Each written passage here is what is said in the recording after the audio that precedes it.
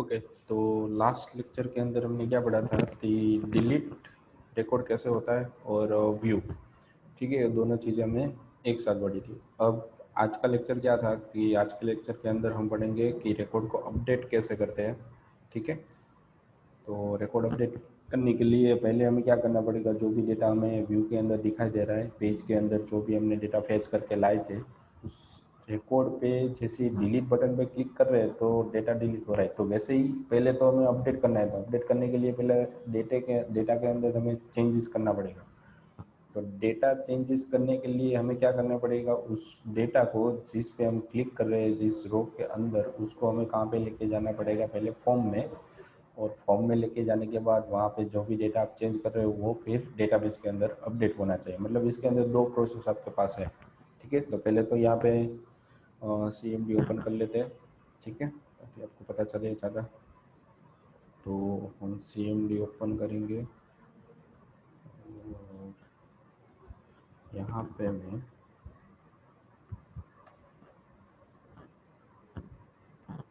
Jam ST talks, ठीक है, और यहाँ पे मैं दे रहा हूँ लॉग ला रहे हैं। ठीक है, फिर PHP आर्टिशन सॉरी। ठीक है, यहाँ पे ओपन एसएसएल की एरर दिखा रहा है और वो कोई इशू नहीं करती। ठीक है, अब यहाँ पे जाने के बाद हम लिखते हैं यहाँ पे लोकल होस्ट 8000। ठीक है, जैसे हम लिखेंगे हमारा प्रोजेक्ट चालू हो गया और यहाँ पे हम रजिस्टर लिखेंगे। तो फॉर्म ओपन हो गया, फॉर्म ओपन हो गया, फिर फैच रिकॉर्ड करेंगे तो जितना भी डेटा हमने वहाँ पे स्टोर करा है वो हमें यहाँ पे दिखाई देगा। ठीक है, तो अभी हम क्या करेंगे यहाँ पे कि एक अपडेट का, जैसे ही हमने डिलीट का बटन दिया है वैसे ही हम अपडेट का बटन देंगे। ठीक है, जैसे ही अपडेट पे क्लिक करेंगे तो ये जो डेटा है वो हमें पहले फॉर्म के अंदर फिलअप करके रखने पड़ेंगे, क्योंकि वहाँ पर हम चेंज कर सकते हैं, यहाँ पर हम चेंज नहीं कर सकते।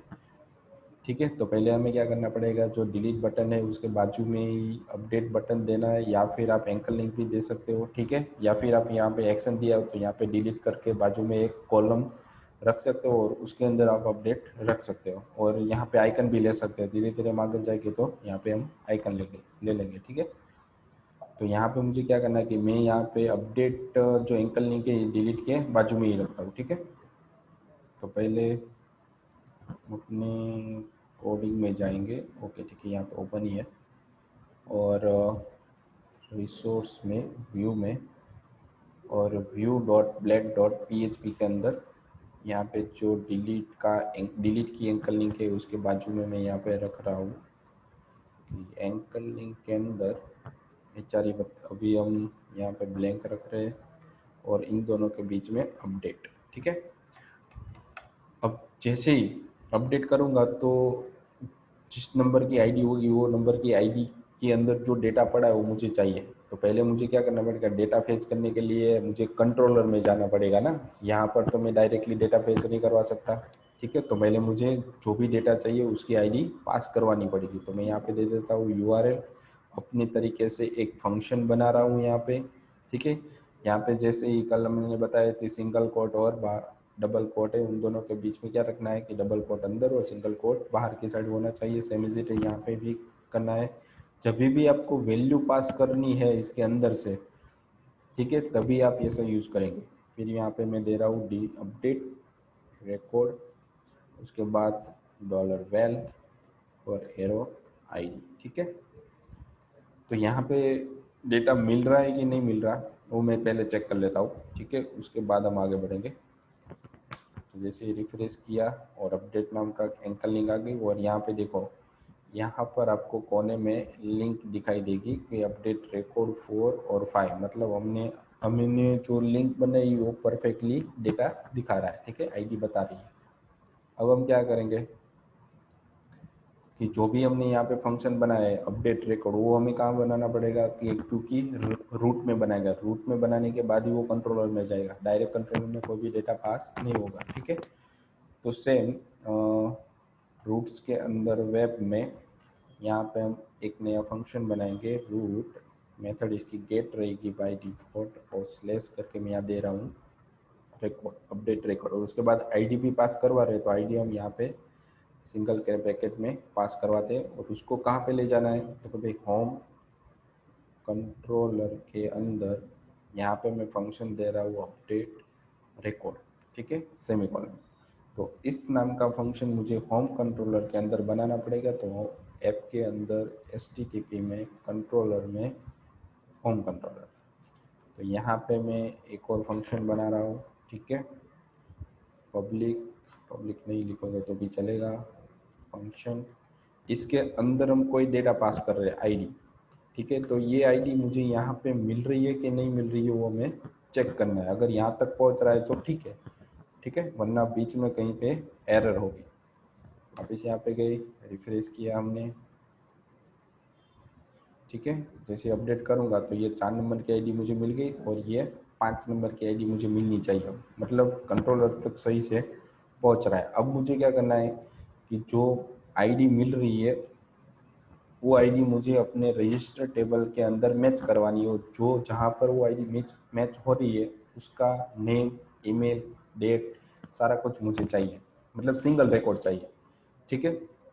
तो उसके लिए क्या करना पड़ेगा, फिर डेटाबेस का मॉडल तो आपको यहाँ पे दिया हुआ है, तो यहाँ पे हम इसको पेस्ट कर देंगे और यहाँ पे क्या फाइंड करना है, तो पहले मुझे किस फील्ड के अंदर फाइंड करना है। यहाँ पे क्या हो रहा है कि डिलीट करते टाइम वो ऑटोमेटिकली वो फील्ड को कैचअप कर रहा है, भाई आईडी नाम की फील्ड है उसी के अंदर वो चेक करेगा, तो और कोई नहीं करेगा, और किसी फील्ड के अंदर चेक नहीं करा। पर यहाँ पे क्या होता है, आपको पर्टिकुलरली उस फील्ड का नाम देना पड़ेगा, भाई वेयर किस फील्ड के साथ आपको मैच करवाना है, ठीक है। तो वेयर क्लोज कंपलसरी आएगा, जिस फील्ड का साथ मैच करवाना है उस फील्ड का नाम, ठीक है, और कौन सी आईडी मैच करवानी है, तो डॉलर आईडी कौन सी वैल्यू मैच करवानी है, तो इसके अंदर जो भी डेटा आया होगा वो हमें इसके अंदर फाइंड करवाना है, ठीक है।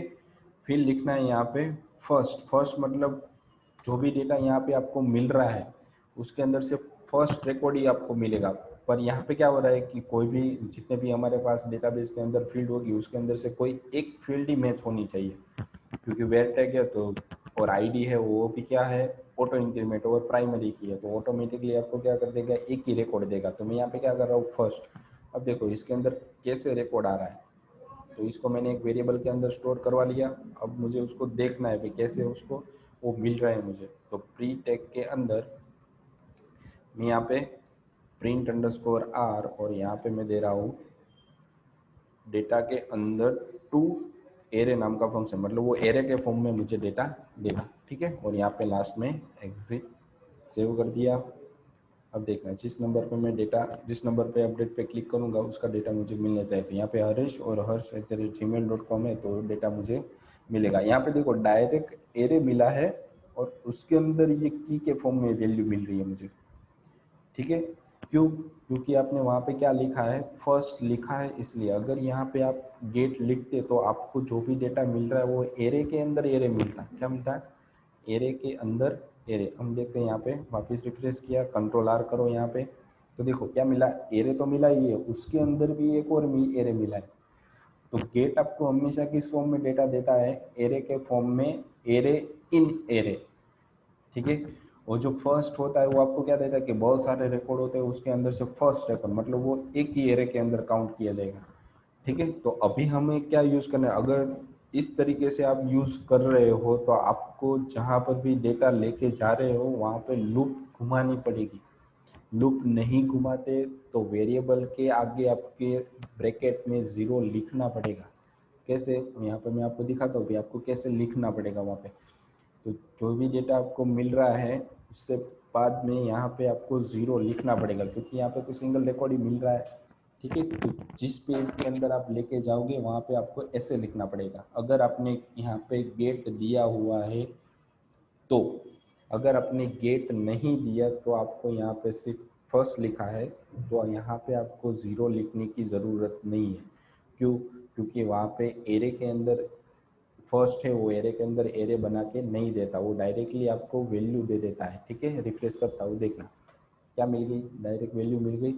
तो फर्स्ट और गेट के अंदर यही डिफरेंस है, गेट के अंदर एरे मिलेगा, बहुत सारा आपको डेटा चाहिए तभी आपको गेट यूज़ करना है। और फर्स्ट कब यूज़ करना है, जब आपको कोई पर्टिकुलर सिंगल रिकॉर्ड ही मिलने वाला है तभी आपको फर्स्ट को यूज़ करना है, ठीक है। ये चीज़ हो गई यहाँ पे। पता चल गया क्या करना है। ठीक है, जो भी अब डेटा मिला है वो मुझे कहाँ पे लेके जाना है कि मुझे मेरा जो पेज था अपडेट वाला, मतलब रजिस्टर वाला, वहाँ उस फॉर्म के अंदर मुझे पर्टिकुलर नेम और ईमेल रखना है। तो मैं क्या करूँगा, तो पहले मैं यहाँ पे जो भी डेटा मिल रहा है, ठीक है, उसको रिटर्न व्यू, ठीक है, व्यू मैंने बना दिया है। तो जिस पेज पे ले जाना उस पेज का नाम, तो मैं क्या कर रहा हूँ कि यहाँ पे मैंने रजिस्टर नाम का पेज बनाया, उस पेज पे नहीं लेके जा रहा, मैं क्या यहाँ पे लेके जा रहा हूँ, एक नया पेज बना रहा हूँ, रजिस्टर, अपडेट रजिस्टर, ठीक है। उसके अंदर सिंगल रिकॉर्ड ही मुझे मिलेगा यहाँ पे, तो मैं इस सिंगल की बना दी और डेटा मुझे जो मिल रहा है वो मैंने यहाँ पे पास कर दिया, ठीक है। तो मुझे इसी तरीके का एक और पेज बनाना पड़ेगा। तो मैं क्या करता हूँ कि रजिस्टर को ओपन किया, उसको फुल कॉपी कर लिया, कॉपी करने के बाद एक नई फाइल बनाई, ठीक है। नई फाइल का नाम क्या रख दिया, update register dot blade dot php, ठीक है। इसके अंदर जितना भी रिकॉर्ड रजिस्टर में था उसको मैंने यहाँ पे पेस्ट करवा दिया। इस पेज का मुझे कोई ज़रूरत नहीं है, ठीक है। जैसे सेव करूँगा तो ये डेटा कहाँ पे लेके जाएगा, अपडेट रजिस्टर वाले पेज के अंदर। और वो डेटा मुझे कहाँ पे प्रिंट करवाना है कि इस इनपुट टैग के अंदर, नेम फील्ड के अंदर नेम और ईमेल फील्ड के अंदर ईमेल, ठीक है। तो मैं कहाँ पे करूँगा, वैल्यू के अंदर। अब देखो, अब मैं यहाँ पे टेम्पलेट का यूज़ कर रहा हूँ।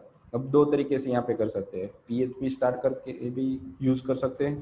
तो मैं यहाँ पे PHP स्टार्ट करके करता हूँ पहले तो, कि इस सेट उसके अंदर डॉलर सिंगल, सिंगल के अंदर क्या मिलना चाहिए मुझे, नेम। एक मिनट पहले बता देता हूँ कि यहाँ पे आपको किस फॉर्म में डेटा मिलेगा। ये कहीं पे भी चले जाओ आप, फिर आपको यहाँ पे,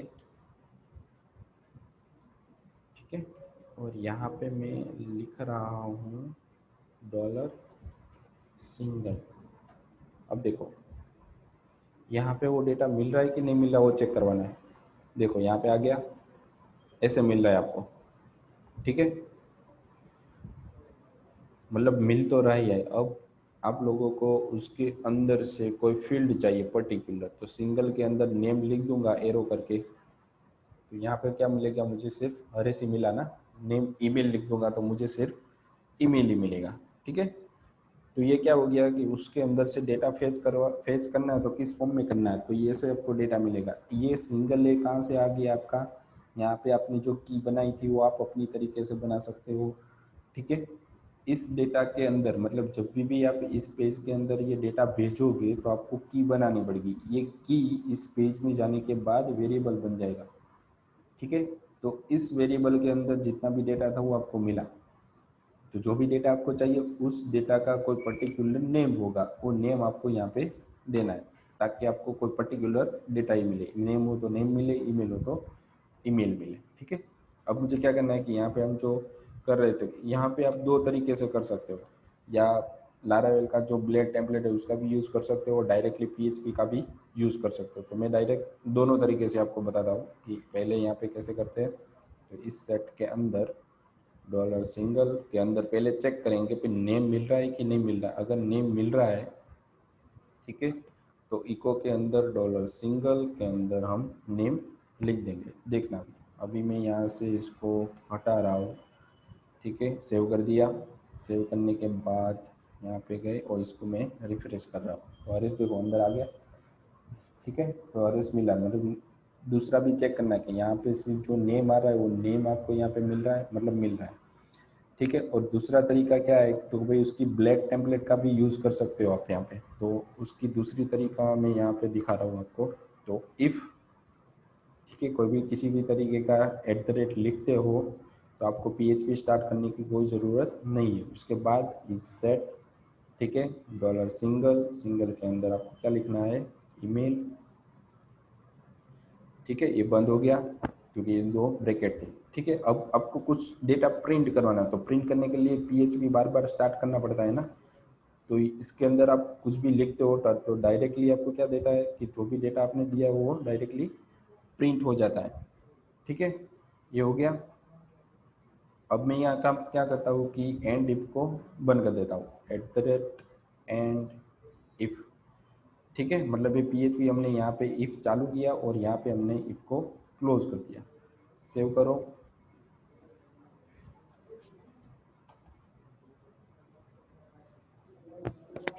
हेलो, क्या છે? આવું ચાલો 2 મિનિટ।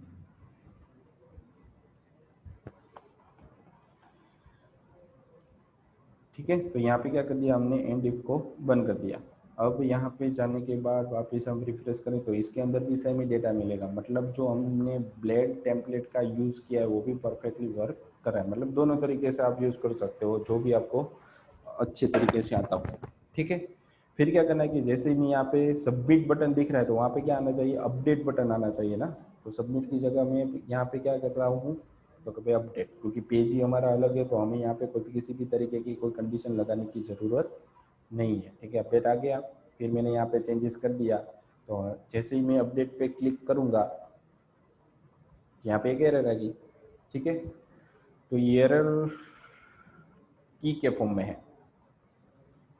ठीक है, यहाँ पे ईमेल हमने क्या दिया हुआ है, यूनिक दिया हुआ है। तो मतलब डुप्लीकेट ईमेल हम यहाँ पे नहीं डाल सकते, तो मुझे यहाँ पे चेंज करना पड़ेगा। देखो रिकॉर्ड इंसर्ट हो गया, रिकॉर्ड इंसर्ट हुआ है, अपडेट नहीं हुआ है। क्या हुआ है, डेटा नया रिकॉर्ड इंसर्ट हो गया है, इसके अंदर चेंज होना चाहिए पर नहीं हो रहा। क्यों, क्योंकि हम जब भी डेटा को अपडेट करते हैं तो कहाँ पे करना है वो उसको बताना पड़ता है। भाई इस आईडी के अंदर में डेटा को अपडेट करना है। तो पहले तो मुझे क्या करना पड़ेगा, जो भी डेटा यहाँ पे मुझे मिल रहा है वो मुझे पहले रूट के अंदर ले जाना पड़ेगा। रूट में से कंट्रोलर, और कंट्रोलर के अंदर बताना पड़ेगा इस आईडी के अंदर नेम और ईमेल चेंज करो। ठीक है, तो इस प्रोसेस को हम आगे बढ़ाते हैं। ठीक है, तो पहले मुझे यहाँ से कोई आईडी पास करवानी पड़ेगी। कहाँ से, अपडेट रजिस्टर वाले पेज के अंदर। इसको दिखाना जरूरी नहीं है, तो आप इसको हिडन फॉर्म में भी रख सकते हो। तो मैं क्या करता हूँ यहाँ पे कि मैंने जो इनपुट टाइप यहाँ पे बनाया है, कॉपी करने के बाद मैं यहाँ पे पेस्ट कर देता हूँ और यहाँ पे मैं आईडी ले लेता हूँ। ठीक है, और इस फील्ड का नाम भी मैं क्या ले लेता हूँ, नेम आईडी। ठीक है, ये चेंज करना मत भूलना वरना एरर आ जाएगी। अभी मैं यहाँ पे टेक्स्ट रख रहा हूँ, हिडन नहीं कर रहा हूँ क्योंकि सबको दिखेगा। ठीक है, ताकि पता चले कि कहाँ से डेटा आ रहा है, कैसे आ रहा है। ठीक है, बाकी यहाँ पे डेटा इंसर्ट लिखा है, वहाँ पे मैं क्या लिख रहा हूँ, अपडेट रिकॉर्ड। ठीक है, जैसे ही मैं यहाँ पे अपडेट करूँगा तो मुझे आईडी भी मिलने लगेगी।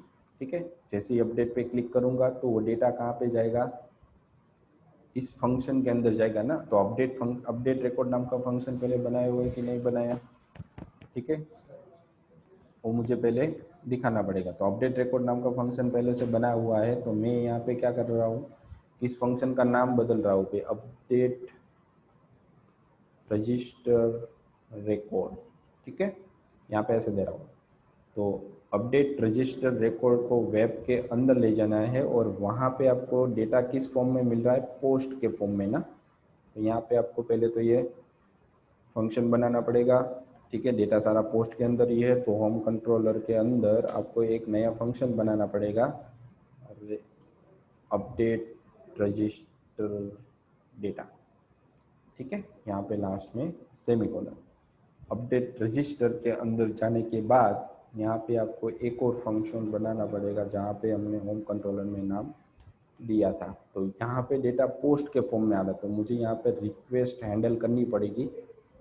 तो मैं रिक्वेस्ट के अंदर एक वेरिएबल स्टोर करवा लेता हूँ। अगर यहाँ पे डेटा मिल रहा है कि नहीं मिल रहा वो भी हमें चेक करवाना पड़ेगा, ताकि आपका जो भी कोडिंग है वो परफेक्टली चलता रहे जहाँ तक आप पहुँचना चाहते हो।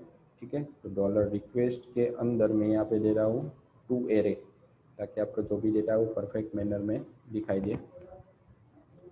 ठीक है, सेव कर दिया, यहाँ पे रिक्वेस्ट आ जाएगा, सेव किया।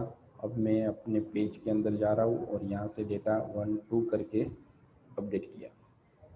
तो यहाँ पे मुझे कोई पेज नहीं मिला, रिफ्रेश करना बाकी रह गया था आई थिंक।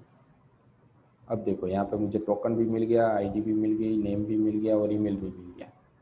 ठीक है, मतलब मैं कंट्रोलर के अंदर डेटा पोस्ट करने के बाद सही से वहाँ पे पहुँच रहा हूँ। अब मुझे क्या करना है कि जो डेटा और ईमेल मिला था, नेम और ईमेल, उसको एक वेरिएबल के अंदर एरे बनाना था। ये हमारी यहाँ पे फील्ड हो जाएगी, जो मैंने नेम दिया है वो हमारी फील्ड होगी डेटाबेस के अंदर, जो हमने एज इट इज दी है वो। और जो पोस्ट में से डेटा आ रहा है वो मुझे यहाँ पे लिखना है, डॉलर रिक्वेस्ट एरो इसके अंदर नेम। फिर यहाँ पे मुझे देना पड़ेगा ईमेल, जो डेटाबेस में हमने दिया है वो रिक्वेस्ट एरो, यहाँ पे आ जाएगा ईमेल।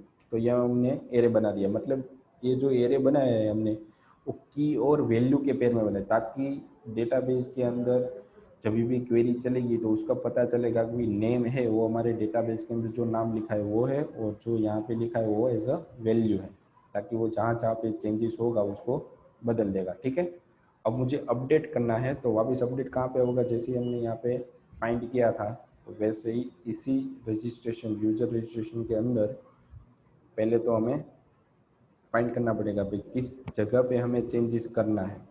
ठीक है, अब डॉलर आईडी कहाँ से आएगी, आईडी हमें कहाँ से मिलेगी, तो एक तरीके से हमने इसके अंदर इस फील्ड के अंदर पास ही करवाया। देखो आईडी है ना, तो यहाँ पर हमें आईडी भी मिल जाएगी ना, हमने अभी प्रिंट करवाया तो हमें आईडी भी मिल रही, तो आईडी जैसे नेम मिल रहा है वैसे ही मिलेगी। तो मैं क्या कर रहा हूँ, रिक्वेस्ट एरो आईडी कर दूँगा। और डेटा को अपडेट करना है तो लास्ट में एरो करके आपको क्या लिखना है, अपडेट नाम का फंक्शन, और उसके अंदर कौन सा डेटा अपडेट करना है, तो ये वाला। इसको कॉपी करने के बाद मैं यहाँ पे इसको पेस्ट कर देता हूँ। ठीक है, अब अपडेट हो गया रिकॉर्ड। उसके बाद वापस मुझे व्यू के अंदर जाना पड़ेगा, तो मैं यहाँ पे क्या दे रहा हूँ, रीडायरेक्ट। व्यू के अंदर जाना है तो वेब के अंदर वो चला जाएगा, और यहाँ पे आपको क्या करना है कि जितना भी डेटा आपको मिल रहा है वो फैच डेटा के अंदर मिल रहा है ना, तो यहाँ पे आपको आना पड़ेगा।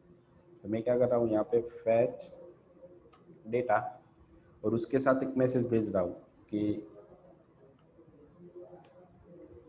रिकॉर्ड अपडेट सक्सेस, सेव कर दिया। ठीक है, यहाँ पे गए। अब मैं यहाँ पे क्या कर रहा हूँ, RS 1 2 3 अपडेट करो, तो व्यू के अंदर देखो यहाँ पे 1 2 3 आ गया। फिर इसको हम चेंज करते हैं, इसकी जगह पे हर्ष की जगह पे हम लिख देते हैं विवेक। ठीक है, और अपडेट करो तो 4 नंबर की आईडी के अंदर ही चेंजेस होना चाहिए। ठीक है, ये हो गया हमारा अपडेट। ठीक है, तो ऐसे हमारा रिकॉर्ड अपडेट होता है। तो पहले हमें क्या करना पड़ेगा, तो एक तो आइकन देना पड़ेगा, यहाँ पे क्लिक करूँगा तो रूट के अंदर आएगा अपडेट रिकॉर्ड के अंदर, तो मुझे आईडी भी पास करवानी पड़ेगी। होम कंट्रोलर के अंदर अपडेट रिकॉर्ड में जाएगा वो। ठीक है, तो यहाँ पे मुझे आईडी मिल रही, तो आईडी में से मुझे पहले डेटा फेच करवाना है और उस डेटा को एक नए पेज के अंदर भेजना है। तो मुझे रजिस्टर के अंदर जो भी फॉर्म था वो मुझे कॉपी करके डालना पड़ेगा अपडेट रजिस्टर के अंदर। ठीक है, और यहाँ पे मैं दोनों तरीके से डेटा को प्रिंट करवा सकता हूँ, PHP की मदद से भी करवा सकता हूँ और ब्लेड टेम्पलेट की मदद से भी यहाँ पे यूज़ कर सकते हैं। ठीक है, वैसे तो ब्लेड टेम्पलेट वाला ज़्यादा फास्ट है, तो PHP यूज़ ना करे तो चलेगा। फिर उसके अंदर आपको आईडी भी पास करवानी है, तो आईडी को हम यहाँ पे क्या कर देते हैं, अब हिडन कर देते हैं। ठीक है, क्योंकि आईडी तो मिलने वाली है हर एक फील्ड को। ठीक है, हर एक रो के अंदर एक आईडी तो कॉमन होगी। जैसे ही फिर यहाँ पे क्या कर रहे हैं कि इस जो भी डेटा हमें यहाँ पे मिल रहा है उसको मैं यहाँ पे पोस्ट करोगे अपडेट रजिस्टर रिकॉर्ड, तो कहाँ पे चला जाएगा, रूट के अंदर अपडेट रजिस्टर रिकॉर्ड, और कहाँ पे भेज देगा, डेटा को पोस्ट के फॉर्म में इस कंट्रोलर के अंदर। ठीक है, तो यहाँ पे आने के बाद पहले तो मुझे एक एरे बनाना पड़ेगा की और वैल्यू के पेयर में, और डेटा को अपडेट कहाँ पे करना है तो उसकी फील्ड की नाम। ये डेटा आपको कहाँ से मिलेगा, तो फॉर्म के अंदर आपने एक आईडी बनाई है उसके अंदर से डायरेक्टली। अगर आपने आईडी नहीं बनाई तो उसको पता नहीं चलेगा कि कहाँ पे चेंजेस करना है। फिर अपडेट करने के बाद जो भी एरे हमने बनाया था उसको उसके अंदर रख दो। ठीक है, ताकि इस यूजर रजिस्ट्रेशन के अंदर उस फील्ड के अंदर जो भी डेटा हमने चेंज किया उसके अंदर मॉडिफिकेशन हो जाएगा। फिर हमें क्या करना है कि वापस जो भी डेटा चेंज हुआ है उसको वापस फैच करके लाना पड़ेगा ना, तो मुझे कौन सा फंक्शन देना पड़ेगा यहाँ पे, फैच डेटा वाला, क्योंकि यहाँ से जो भी चेंजेस हुआ होगा वो वापस मुझे देगा जो चेंज किया हुआ है उसके बाद का। ठीक है, और उसके साथ मैसेज भी मिल जाएगा, मैसेज रिकॉर्ड अपडेट सक्सेसफुली, यहाँ पे मैसेज भी आ गया। ठीक है, तो ऐसे डेटा को अपडेट करते हैं। कल हम पढ़ेंगे रेडियो बटन, चेकबॉक्स, फिर टेक्स्ट एरिया और सिलेक्ट बॉक्स, इन सबको इंसर्ट अपडेट डिलीट के साथ एक साथ पढ़ लेंगे। ठीक है, बहुत ईजी है। ठीक है, तो आज का लेक्चर यहाँ तक रखते हैं। अच्छे से पढ़ना, कोई डाउट्स हो तो बताना। ठीक है, थैंक यू।